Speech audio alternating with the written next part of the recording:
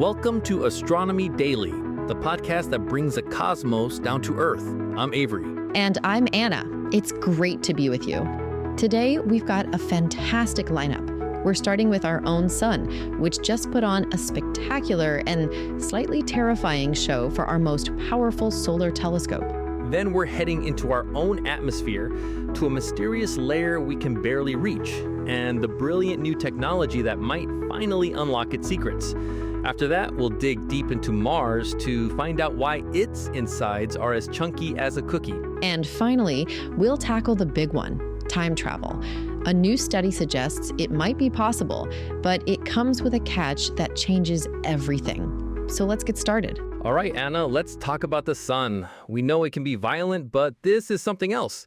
The NSF Inouye Solar Telescope just got its first look at an X-class flare, and the images are mind-blowing. They really are. For our listeners, an X-class flare is the most powerful category of solar flare there is.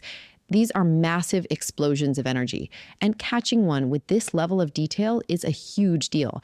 The telescope managed to capture it at a resolution where the smallest details are just 4 Earths across. That's incredible. It's like having a super-powered magnifying glass on the most energetic event in our solar system. So what did they actually see with this new level of clarity? They saw something called coronal loops, but on a scale we've never seen before. These are thin filaments of plasma that arch over the sun's surface, following magnetic field lines.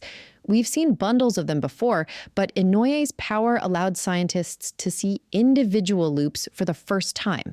Some of these loops were as small as 21 kilometers wide, which is right at the telescope's resolution limit.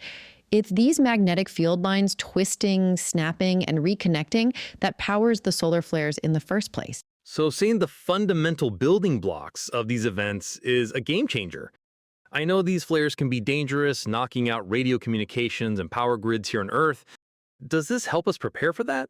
That's the goal. According to the researchers, peering into these smaller scales, where the magnetic reconnection actually happens, opens the door to understanding the engine behind the flares. Better understanding leads to better prediction models, which gives us a better chance to protect our technology when the sun decides to act up.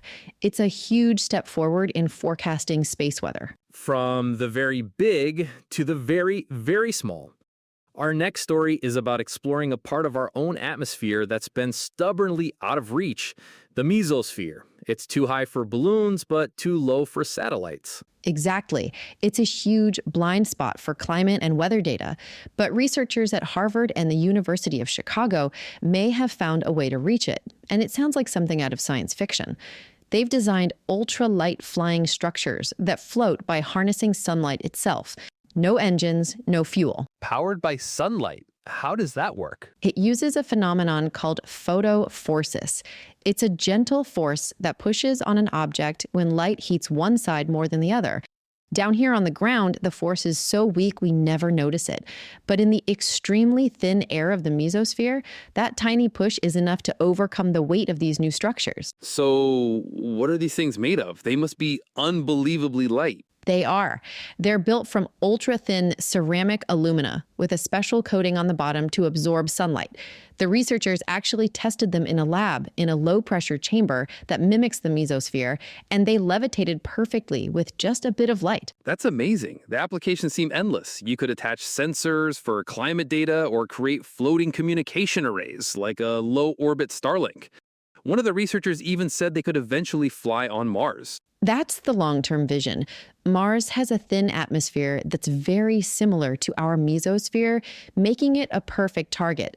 One of the lead authors called it the Wild West in terms of applied physics because nothing has ever been able to fly sustainably up there before. This opens up an entirely new way to explore our upper atmosphere and potentially other worlds too. Speaking of Mars, our next story takes us deep inside the red planet. A new analysis has revealed that the interior of Mars is, and this is a direct quote, as chunky as a delicious macadamia cookie. I love it when scientists get creative with their analogies. So what does that mean exactly? It's not actually made of cookies, I assume. No, unfortunately. What they found using data from the InSight lander is that huge chunks of Mars's ancient early crust are preserved deep within its mantle. These are geological fossils from when the planet was first forming 4.5 billion years ago. InSight was the mission that listened for Mars quakes, right? So they used seismic waves to map the interior, like an ultrasound. That's right. By studying how the waves from these quakes traveled and bounced, they could map out the composition. They found these massive fragments, some up to 4 kilometers across, just drifting in the mantle. The theory is that during the chaotic early days of the solar system, giant impacts shattered the young planet's crust, and those pieces sank into the molten mantle before a new crust formed. And they've just been sitting there ever since? Pretty much. Unlike Earth, Mars doesn't have active plate tectonics. Our crust and mantle are constantly churning and recycling each other. Mars has a single solid crust, a stagnant lid. So its interior evolution is much slower. It's acted like a time capsule, preserving this evidence of its violent birth. This gives us an incredible window into what rocky planets look like before tectonics get started. Okay, for our final story, we're going from planetary history to rewriting it. Or maybe not. Anna, let's talk time travel. This is a really fascinating one. A new study looked at what would happen inside a spaceship traveling on a closed time-like curve, which is basically a loop through space-time that brings you back to the exact moment you left. The classic sci-fi setup. So do we get to go back and fix our mistakes? Or accidentally erase ourselves from existence by bumping into our grandfather? Well, according to this research, neither. The study uses standard quantum mechanics and thermodynamics, not some exotic new theory. And the conclusion is startling. The laws of physics themselves demand self-consistency. After one full loop, everything inside the ship, clocks, computers, and even you, must return to its original state. So time travel would be like pressing a cosmic reset button. Precisely. And it gets weirder.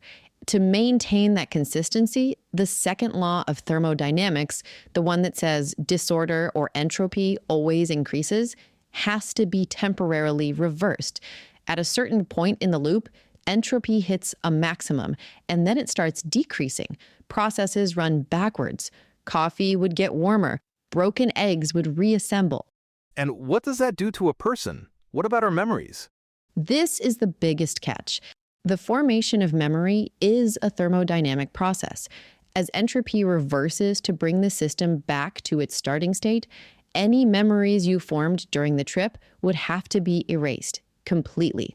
So you could live through this incredible journey, but from your point of view, it would feel like nothing happened at all.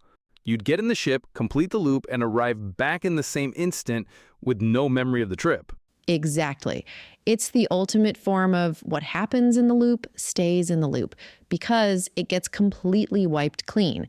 So instead of rewriting history, you just reset it and forget it. A very different and much less adventurous picture of time travel than the movies suggest. And that's all the time we have for today. From the fiery heart of the sun to the delicate flyers in our atmosphere, the chunky interior of Mars, and the strange, forgettable physics of time travel. Thanks for joining us on Astronomy Daily.